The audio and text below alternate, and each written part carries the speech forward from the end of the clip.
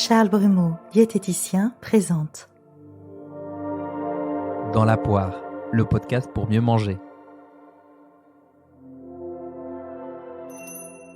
Vendredi, vous pourrez écouter l'épisode 43 de Dans la poire où j'aurai le plaisir de recevoir Florian Saffer qui est diététicien pour la sortie de son livre « Je fais la paix avec mon poids » aux éditions Solar le 12 janvier prochain.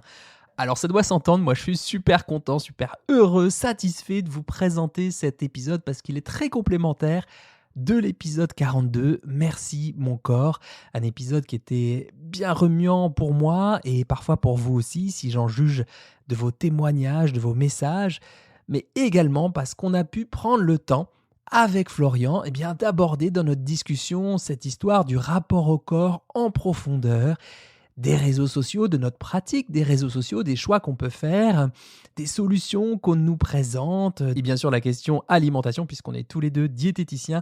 Donc vraiment une discussion sans tabou. Allez, je vous en donne un aperçu en attendant vendredi prochain.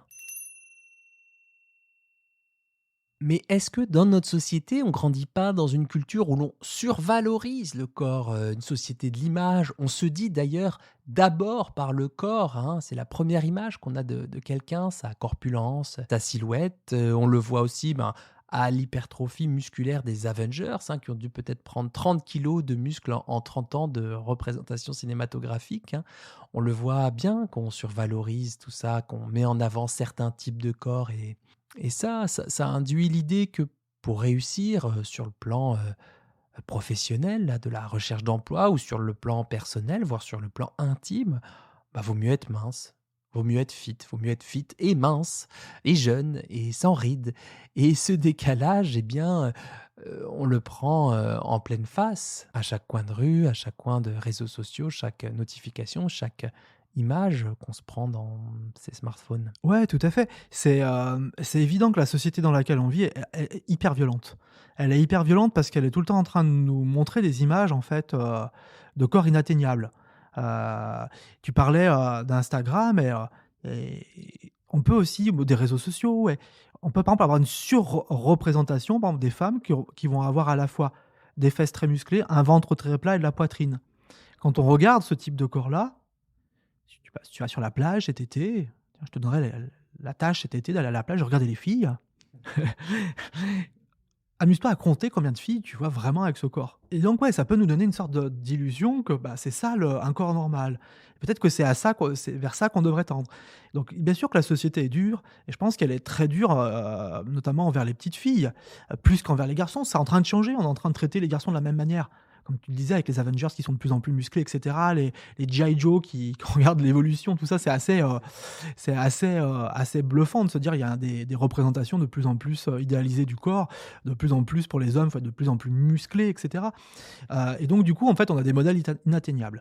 Mais après, il y a aussi quand même comment notre cerveau est façonné dans les premières années de vie. Dans les premières années de vie, il y a aussi comment on est quand même très, très façonné par l'éducation qu'on reçoit de nos parents. Il n'y a pas que la société, voilà, au sens large, il y a aussi vraiment l'éducation qu'on reçoit de nos parents. Et ça, c'est hyper important à comprendre parce que si on a grandi avec une maman qui fait que se plaindre de son image, d'un papa qui commente toutes les femmes, tiens, elle a pris du bide, etc., on grandit avec l'idée que c'est dangereux de prendre du poids. J'ai une patiente qui me disait, mais moi j'ai vu toute ma vie ma mère faire des régimes. Mon père lui disait des choses terribles, lui disait, mais t'as vu comme t'es grosse, tu veux vraiment que je te quitte?